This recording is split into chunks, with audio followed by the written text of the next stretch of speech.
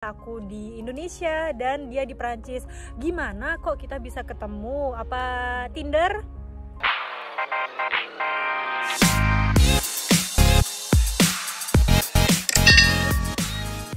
Hi guys. Bonjour tout le monde. Not yet, Mais- baby. Hi guys. Bonjour tout le monde. Welcome back to my channel. Jadi hari ini kita piknik. Dan sekarang lagi kasih makan Evan ya, baru kita makan sendiri. Nah di sini kita lagi ada di kebun rumah ya. Oke, jadi guys kita sudah makan, sudah kenyang ya. Jadi kita di sini piknik sederhana di rumah kita sama Evan karena cuacanya hari ini bagus banget ya. Dan sekarang aku jadi mau ceritain ke kalian ya gimana aku bertemu dengan si Mr. Bronchart ini. Ya. Dan gimana waktu kita pacaran, kapan kita memutuskan untuk menikah, dan juga kenapa aku memilih dia dan kenapa dia memilih aku. Jadi di sini kita akan membeberkan. Wow, membeberkan. Ready? Ready. Ready. Jadi tadi aku udah siapin ya pertanyaan-pertanyaan yang mungkin kalian sebenarnya penasaran ya. Let's start the story time. Oke. Mana kertasnya, babe? Huh? Where's the paper? Sini. Jadi ini adalah pertanyaan yang paling sering ya ditanyakan tentang couple, apalagi couple seperti aku dan Julian, karena kita kan tinggalnya tuh jauh banget. Gimana kok kita bisa ketemu? Apa Tinder? No. Apakah But it's not a problem if you meet someone on Tinder. yeah, You can meet your. it's your okay. first I've love. been on Tinder also. Yeah. So you have people also that married because they met on Tinder. Yeah. But who knows? So- Who knows? Oke, kalau bukan di Tinder berarti di online dating lainnya apa ya? No. Tetot, salah. Jadi mungkin ketemu waktu lagi party. Tetot. Jadi aku tuh On the ketemu tetot. No. Not on the beach. So where we met? We met in Bali ya. In Bali, In Bali. that's for sure. Ya, karena waktu itu aku juga lagi kerja ya, dan aku memang kerja di Bali. Dan waktu itu tanggal berapa? When? On the 25th of December. Good. Ting ting. like, subscribe, comment, and Share. Share. Jadi kita pertama kali ketemu itu tanggal 25 Desember 2015. 2015. Iya, 2015 ya kita ketemu ya. 2015. 2015. Ya, dia nggak bisa berhitung sampai 2000-an. 2015 ya. Jadi When I go ya the next kita day, ketemu di Potato Head. Jadi Potato Head itu so adalah one day after Christmas. But wait, they don't Oh, know yeah. what is Potato Head. Oh ya, Potato Head. So Potato Head itu adalah tempat kerja aku. Hostess. Ya, jadi aku kerja sebagai hostess ya di Potato Head. Dan waktu itu Julian datang, and you came with. And I came with family and friends. Ya, so jadi Donc, dia je suis venu datang. avec de la famille et puis des amis. Jadi dia datang dengan orang tuanya dan juga dengan teman dari orang tuanya. Jadi ada 5 orang yang datang ke counter hostess dan menanyakan ya mereka mau aperitif ya sebelum kalian ke Apéritif dinner ya. before dinner. Jadi mereka itu ke Potato Head itu buat Parce qu'on voulait montrer, en aperitif. fait, we wanted to show our friends this beautiful place that I always really loved so much, and Of course. even more after I met Madame Bronchart here beside me. Et donc voilà, je vais continuer en français. Et nous sommes arrivés au Potato Head et il y avait donc cette magnifique jeune femme qui était au comptoir et qui nous a réceptionnés. Et moi, bien sûr, quand je la regardais, je ne savais pas quoi dire. I didn't know what to say when I see her the first time. Oke. Voilà. Jadi dia bilang Tu t'es fait mal à la tête? la tête. Encore? Mal à la tête. Oh, Qu'est-ce qu'il y a, bébé. Tu t'es Jadi, tutut apa nak? Viens, Iya. bébé. Viens, bébé. Jadi, Attention, bébé. Mamam lagi. Jadi yang dia bilang tadi itu, jadi ceritanya dia datang ke Potato Head ini ya bersama teman dan orang tuanya. Setelah itu mereka pengen aperitif ya di Potato Head sebelum mereka dinner atau makan malam dengan temannya itu. Jadi dia datang ke counter. Jadi memang ya kalau misalnya di beach club atau day club seperti itu, kalian kan memang harus ke hostess dulu ya supaya nanti kalian kan bisa dikasih tahu tempat duduknya di mana. Aku kan sering banget kesini katanya dia.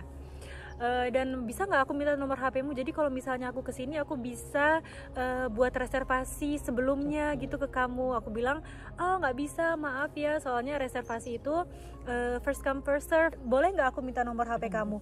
Dan dia itu benar-benar mintanya di depan orang tuanya mereka dong. Jadi aku tuh malu, nggak enak. Jadi ya udah kalau gitu akhirnya aku kasih ke dia. Oh, that's how I gave my number to you. My husband. Yeah. Just because of your parents? No. No, it's because of he's handsome. He's cute. Oh ya? Nah, jadi seperti itulah ceritanya ya. Gimana aku bertemu dengan dia. Tadi dia nggak lanjutin ke bahasa Perancis, tapi it's okay lah ya. We text each other. No. I text you first. I said thank you for hosting okay. us. And after, Dia yang teks aku duluan ya, bukan aku ya. but you didn't have my number, so Oh iya. I text her straight away. After we left Potato Head. Jadi dia yang SMS aku duluan karena of course aku nggak punya nomornya dia. Jadi Say makasih dia bilang makasih for hosting. them, but it's not a working place. Jadi the next day kita memutuskan untuk bertemu ya. Jadi kita ketemu di Monsieur Spoon. Monsieur Spoon itu adalah boulangerie, pâtisserie, French owner. toko kayak cafe kue gitulah. Ada sini. Jadi kita bertemu di sana dan C'est lanjut la même ke chose. pantai nanti. C'est Dan fatigant. kita ke pantai Eco Beach ya Bibi ya.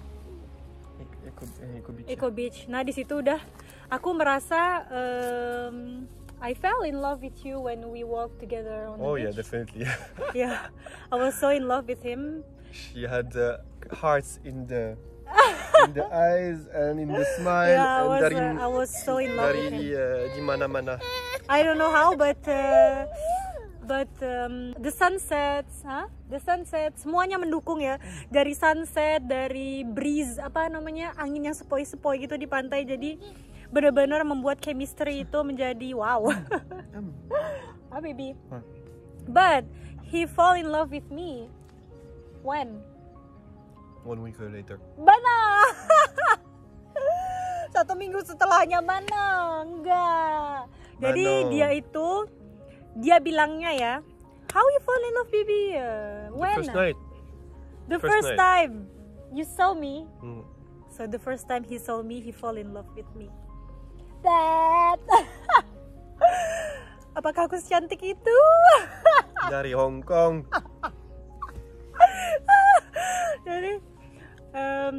Jadi dia benar-benar jatuh cinta sama aku waktu dia ketemu aku ya. Girl, I know what's bothering me.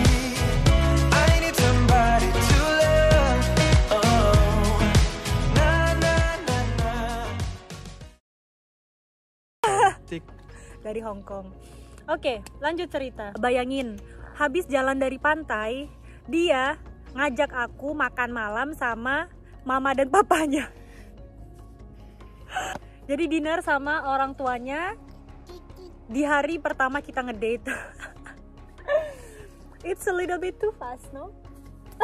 It's never too fast. It's never too fast, oke. Jadi itu benar-benar cepet banget ya. Jadi bayangin hari pertama aku ngedate sama dia udah officially ketemu sama orang tuanya dia. Oke, kayaknya sih tanggal 2 atau tanggal 3 itu dia itu harus balik ke Prancis. Jadi total itu dia cuma ada 1 minggu ya waktu dari hari aku ketemu sama dia. Jadi 1 minggu dan hari terakhir waktu dia mau pulang itu aku kan lagi kebetulan aku kerja shift siang kalau nggak salah, jadi aku nyempetin ke sana untuk say goodbye. Jadi dia dan orang tuanya tanya ke aku kalau misalnya sebenarnya aku tuh serius nggak sama si Julian. So you and Mama and Papa asked just before you left to France, you know, to ask me if I am serious with you or how I wanted to be with you. And jadi gimana cerita kelanjutannya tentang aku dan Julian. Jadi aku bilang Because I was really in love with Miftah and I really want to continue the relationship. Yeah. And I speak to my parents also first because we are really close and I wanted to have also their point of view. So it was really important for me. And at that time I invite Miftah at home to in my rumah in Bali to know exactly what was her intention. Yeah. Because I really wanted to continue the story, the relationship. Oke. Nah jadi aku kan udah jatuh cinta ya sama dia, jadi of course aku serius. Tapi kalau misalnya dia balik ke Perancis, aku takut banget itu bakal berakhir ya, karena aku bener-bener nggak bisa yang namanya long distance relationship. Itu bener-bener impossible ya buat aku. Pribadi aku, mungkin ada beberapa orang yang it's okay, but buat aku itu benar-benar susah banget ya. So you didn't even know when you will come back, right? Yeah. That time. Because I was working. Because he also have a work here, and the parents also have a work here, so they are not supposed to stay in Bali. And after setelah itu dia juga kerja ya di sini ya. Jadi ya aku jalanin sama dia selama 3 bulan ya baby ya. 3 months aku long distance relationship sama dia selama 3 bulan. Setelah itu kayak 1 minggu sebelum kedatangannya dia bilang sama aku kalau dia bakal ke Indonesia.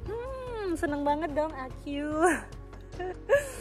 Dan waktu itu aku tahu kalau misalnya dia itu nge-gym setiap hari sebelum dia ketemu aku. What? He went to the gym like almost every day to make me impressed with him. So I don't know what is his intentions, but he works out like almost every day to make me like, wow, my Julian, you're so handsome. It worked. It worked, yeah. It was like I almost didn't recognize him because of he has like, whoa, like he's so muscular, and of course I fall in love like more. And oh ya, aku lupa cerita. Jadi waktu aku ketemu sama dia tuh botak. Tahu nggak botak? Bener-bener dia tuh botak banget, gak ada rambutnya. Oh iya. Tapi dia tuh bener-bener cute, kayak siapa ya? Pokoknya dia tuh cute banget walaupun dia tuh botak ya. Dan waktu dia balik setelah 3 bulan itu, dia udah ada rambutnya dong. Dan rambutnya itu bagus banget ya. Dia tuh lebih cocok kayak gini daripada dia botak ya. He was so different.